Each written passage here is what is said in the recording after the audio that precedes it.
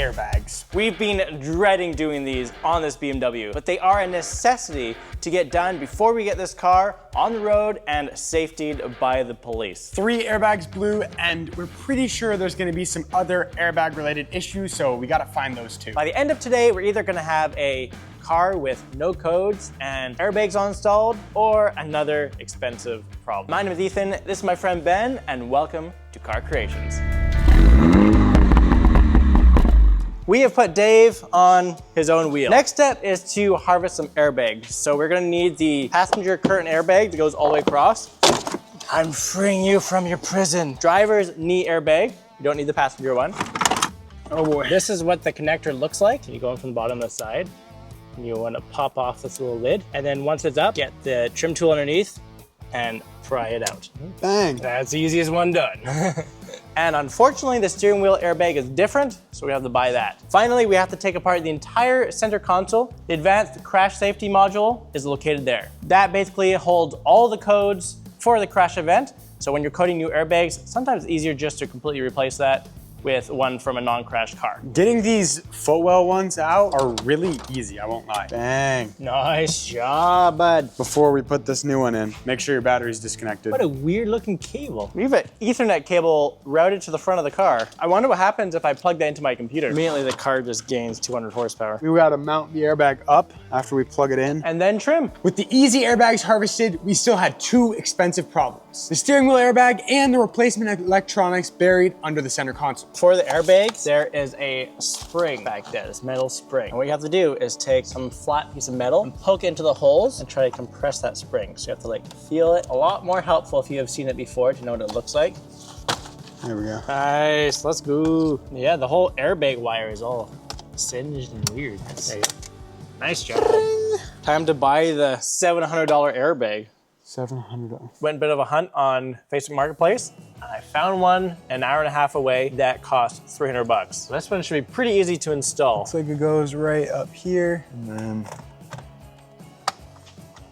driver's side is safe. All right, you don't even need passengers. I'll just never bring a passenger on the right side. The replacement airbags is only half the battle. The crash also left stored faults, so we have to access a module located inside the center console, replace that in order to get rid of the crash data, as well as the passenger curtain airbag that goes all the way across. We took out of the red car into this car. So we're gonna divide and conquer. They're both about hour to 3 hour jobs, depending on Your skill level, basically. your skill level. I'm gonna work on the center console because I already just did that, so I sort of know how it comes apart, and Ben's gonna start on the current airbag. Let's do it.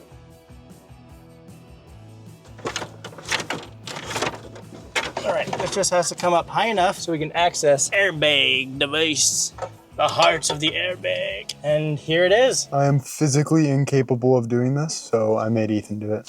I've heard airbags are Kevlar. Explains why that's so hard.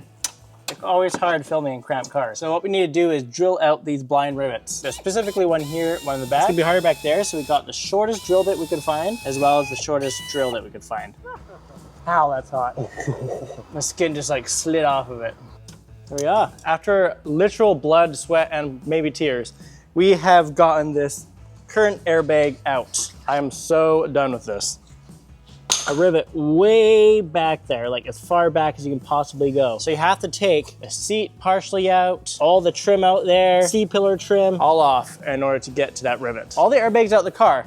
And we do have the new curtain airbag. See this square right here? Well, in that, you normally put this little clip. We just kind of destroyed it when we were taking off because on the listing, it had the clips on the airbag. But when we got it, it didn't have the clips. Metal clips are actually part of the airbag and they're not a separate part number. So BMW won't sell you them. But thankfully I contacted the seller and they sent those over. So I have the metal clips now. One thing to take apart BMW, it's another thing to put a BMW interior back together again. So I just compared the new airbag to the old one. I think we have some issues. As you can see, different part number, and this canister is smaller than this canister. It's possible that one of the parts is just an older part number and they're cross compatible. What you can do to figure that out is you can go to a site called Real OEM, put in the part number 1 here, and it ends in 374. So that's the one that we bought. It says it's for a 3 Series. It said that it was superseded by one that ends in 202, which is the same part number as the one that was in the car. Technically, it should be able to fit the car. Physically, it's exactly the same footprint, has all the same mounting points, except for two things. It doesn't have the string on the end that connected it way back at the D-pillar, and the new one that we got has an extra attachment point right here. So I wonder if we go in the car, if there's gonna be an extra attachment point right there. Clip one here, clip two here, clip three there. And before, only this clip and this clip were attached, but now with the one that we just got, it looks like there's a space for another clip there. I might see if I can get one of the clips that we sort of wrecked when we took it out and maybe fix it, and maybe we can install that and put it in that spot. But either way, it's not an exact science, is it?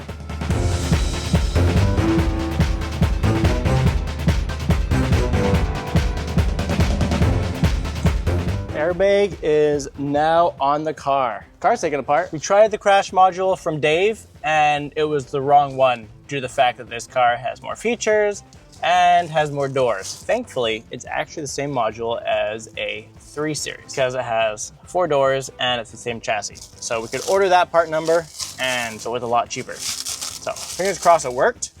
And also fingers crossed this has not had any crash damage on it. Bring the cable forward. Clip it in, and then we can just rest it on its 4 posts. This is very important that you bolt this in and it's completely flat, because if that moves too much, all your airbags will blow. And so now I just have to bolt it down and then get all this back together again. Hopefully I remember how that goes. Next, we gotta go back here and we have to do the pyro fuse. Connected to the airbag system, old one out, and new one in. There we go, all ready to connect the battery. After a wrong module, missing clips, and another part number scare, we have everything bolted in. At this point, I should be able to connect the battery and hopefully nothing will blow up in my face. With the airbags installed, it's now time to see if there are any other airbag codes, maybe when the airbags are faulty but just not blown. And to do that, we have to get a code reader. Huge thank you to Topped On for sponsoring this video.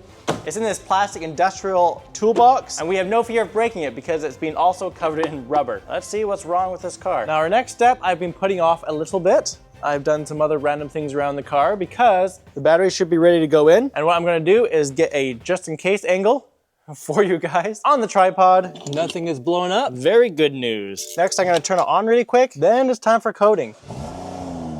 Woo! Let's go. Lighting system, restraint system, steering, restraint. Let's clear some codes, and I have just the tool for that. Why is this one worth buying?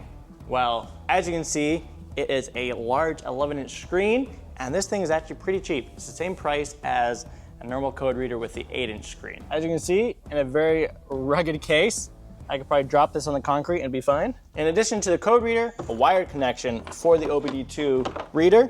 That way it is a lot quicker. So that's what we're gonna use because we don't want this to take forever. Get this plugged in and let's see what codes this thing has. If you want more advanced features, there is a pay-as-you-go subscription fee, but also doubles as a hardware warranty. So once again, you don't have to worry about dropping it onto concrete floors. Personally, I actually prefer using this than Ista Plus because it's a lot easier to use and you still have access to all of your OE level features, but just in your hands. Connection has been switched to USB cable. What we're gonna do first is just run the codes and we're gonna see exactly what codes this car has. So we're gonna go into diagnostics, BMW, hopefully engine's good, hopefully everything's pretty much good, and we just have to code airbags. And so here's our tree and let's scan it. And you can see which module is working on as it goes around the tree. And each one of these little boxes is one of the modules in the car. All right, there we go. It's finding issues in the airbags. 137 codes, and let's clear them all. It probably about halved how many issues we actually need to look at. So it is giving me driver seatbelt tensioner issues, which would be annoying because that means we would have to replace the seatbelts. You also have a ton of hot functions here as well. I believe there's over 50 hot functions. So you can do quick things such as oil reset, ABS bleeding, TPMS reset, tons more features depending on what car you have. And finally, you can code the car. The scanner found 2 pyrotechnic safety devices damaged in the crash. A buckle pretensioner and a retractor pretensioner. They do look a little bit different than the ones in Dave, so I don't know if they're gonna work. One tensioner out. Now the moment we've all been waiting for. Take the one out of the other car and see if it's the same part number.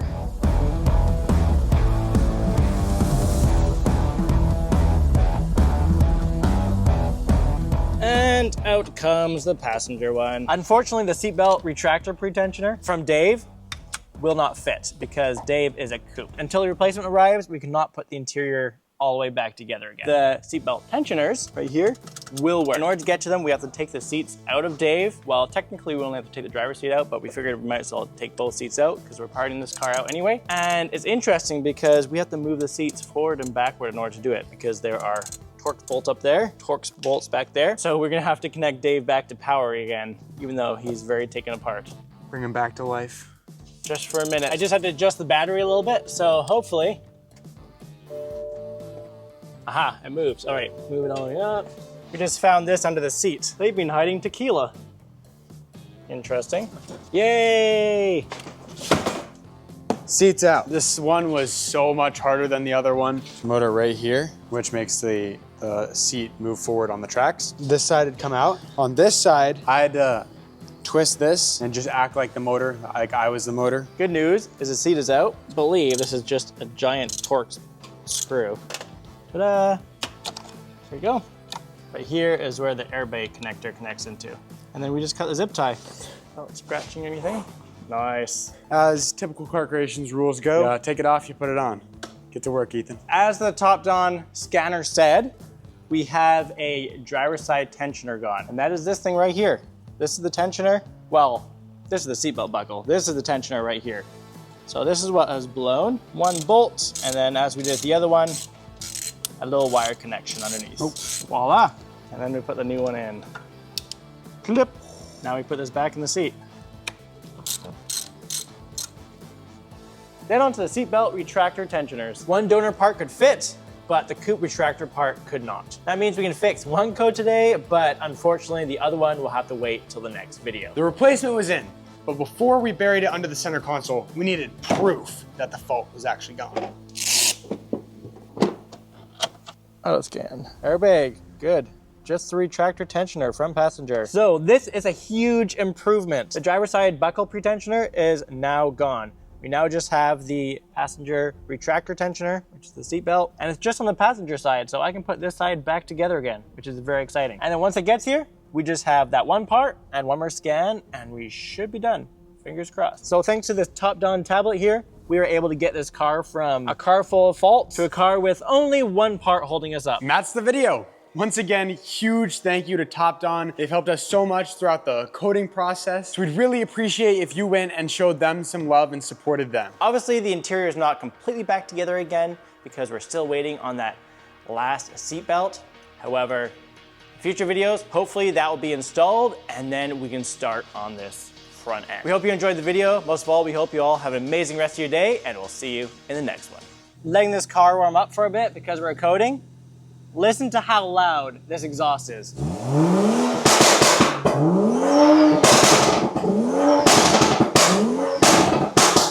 I bet there's flames coming out. That's crazy. All right, let's turn this off before I get a headache.